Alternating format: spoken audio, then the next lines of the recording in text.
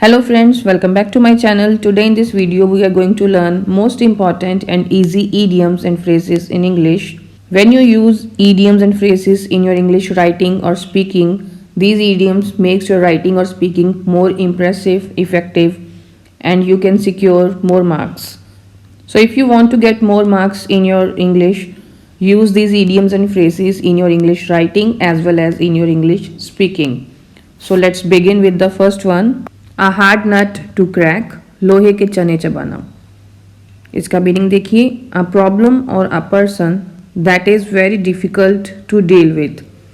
कोई ऐसी समस्या या कोई ऐसा व्यक्ति जिसको डील करना काफ़ी मुश्किल हो, ऐसी सिचुएशन में हम यूज़ करते हैं a hard nut to crack. जैसे नट्स काफ़ी हार्ड होते हैं, उनको तोड़ना एक मुश्किल काम होता है, उसी तरह कुछ समस्याएं या कुछ पर्सन्स व्यक्ति ऐसे होते हैं जिनको डील करना भी एक मुश्किल काम होता है. एग्जाम्पल देखिए, the police are trying to catch the thief. Police चोर को पकड़ने की कोशिश कर रही है, but it is a hard nut to crack, पर यह काफ़ी मुश्किल काम है. Next is under the weather. इसका मतलब है अस्वस्थ, टू फील अनवेल और सिक, बीमार महसूस करना, under the weather. Example, I am feeling under the weather. मैं अस्वस्थ महसूस कर रहा हूँ. So I will not go to school today. इसलिए मैं आज स्कूल नहीं जाऊँगा. Next, a red letter day, यादगार दिन. एन इम्पॉर्टेंट डे और अ मेमोरेबल डे, कोई महत्वपूर्ण दिन या कोई यादगार दिन. आपने शायद नोट किया होगा, जैसे कैलेंडर में महीने के सभी दिन ब्लैक कलर में लिखे होते हैं, बट कुछ इम्पॉर्टेंट डेज होते हैं जिनको रेड कलर में लिखा होता है. इसी तरह अ रेड लेटर डे, जो दिन खास हों, हिस्टोरिकल डेज हों, तो उनके लिए a red letter day. Example देखिए, 26 January is a red letter day in the history of India. भारत की हिस्ट्री में, भारत के इतिहास में 26 जनवरी एक रेड लेटर डे है. कैलेंडर में भी इसे रेड कलर में लिखा होता है because it's a historical day, memorable day. By leaps and bounds, बहुत तेज़ी से, फटाफट. इसका मीनिंग वेरी क्विकली, रैपिडली. जब कोई काम बहुत तेज़ी से हो रहा हो, एकदम फटाफट से हो जाए, उसके लिए यूज़ करते हैं leaps and bounds. Example, his business is growing by leaps and bounds. उसका बिजनेस बहुत ही ज़्यादा तेज़ी से ग्रो कर रहा है, बढ़ रहा है. Next is through thick and thin. Through thick and thin का हिंदी में मतलब है सुख दुख में. To support under all circumstances, सभी परिस्थितियों में, हर तरह की परिस्थितियों में साथ देना. Example, in times of good and bad Fortune. Good और बैड फॉर्च्यून, अच्छा बुरा समय. तो अच्छे और बुरे समय में, my brother has always supported me. मेरे भाई ने हमेशा मेरा साथ दिया है. Through my thick and thin, मेरे हर सुख दुख में, अच्छे बुरे समय में मेरे भाई ने हमेशा मेरा साथ दिया है. आ स्नेक इन द ग्रास. इसका हिंदी में मतलब है आस्तीन का सांप या छुपा हुआ दुश्मन. आ हिडन एनिमी, छुपा हुआ दुश्मन. डिसीटफुल पर्सन, धोखेबाज व्यक्ति. सीक्रेट एनिमी, वही छुपा हुआ दुश्मन.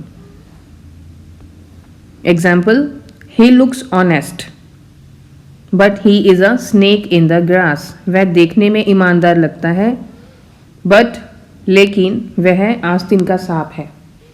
एट द 11th आवर, इसका हिंदी में मतलब है एन मौके पर. At the very last moment, बिल्कुल लास्ट मोमेंट पे, बिल्कुल आखिर में आकर कोई काम करना. जस्ट बिफोर द डेडलाइन, जैसे स्कूल्स में, कॉलेजेस में या ऑफिस में कोई भी काम करके उसको सबमिट करने की लास्ट डेट होती है, तो उस लास्ट डेट को बोलते हैं डेडलाइन. तो जो काम डेडलाइन से बिल्कुल पहले उसी समय कंप्लीट किया गया हो, उसे बोलते हैं एट द 11th आवर, कि एन मौके पर यह काम किया है. Example, many students study at the 11th hour. बहुत सारे स्टूडेंट्स हैं जो 11th आवर पे ही पढ़ते हैं, पूरा साल पढ़ाई नहीं करते. बिल्कुल जब एग्ज़ाम स्टार्ट होने वाले होते हैं तो उसके 1-2 दिन पहले या एक आधा हफ्ता पहले ही पढ़ना स्टार्ट करते हैं, तो उसको बोलते हैं एट द 11th आवर. बिल्कुल लास्ट मोमेंट पे आके पढ़ाई शुरू की है उन्होंने. आई होप आपको इसका मीनिंग क्लियर है। Next, leave no stone unturned, कोई कसर ना छोड़ना। To make every possible effort, हर संभव कोशिश करना, किसी काम को करने में कोई कसर नहीं छोड़ना, हर कोशिश करना। वहाँ पर हम यूज़ करते हैं leave no stone unturned. Example, I will leave no stone unturned to clear this exam, मैं इस एग्ज़ाम को क्लियर करने के लिए कोई कसर नहीं छोड़ूंगा, हर संभव कोशिश करूंगा इस एग्ज़ाम को क्लियर करने के लिए। Next is be all ears, ध्यानपूर्वक सुनना। टू बी अटेंटिव, अटेंटिव ध्यानपूर्वक सुनना।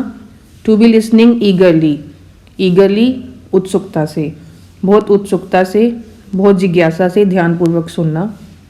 Be all ears. Example, tell me what you want to say, I am all years, बताओ तुम क्या कहना चाहते हो, मैं बड़े ध्यान से सुन रहा हूँ। बाय फिट्स एंड स्टार्ट्स, मतलब अनियमित रूप से, जब कोई काम अनियमित रूप से चल रहा है, उसमें कोई रेगुलरिटी नहीं है, कंटिन्यूटी नहीं है, कभी किया कभी ना किया। By fits and starts, meaning देखिए, इरेगुलरली अनियमित रूप से। Something often stops and then starts again, कोई ऐसा काम जो अक्सर कभी रोक दिया, फिर शुरू कर लिया, फिर बंद कर दिया, थोड़े दिनों बाद दोबारा फिर स्टार्ट कर लिया। तो अनियमित रूप से कभी कर रहे हो कभी नहीं कर रहे हो, वहाँ पर हम यूज़ करते हैं bye fits and starts. Example, if you work by fits and starts you will never achieve success, अगर आप अनियमित रूप से कोई काम करोगे तो आप कभी भी सफलता हासिल नहीं कर सकते। अचीव सक्सेस, सफलता हासिल करना।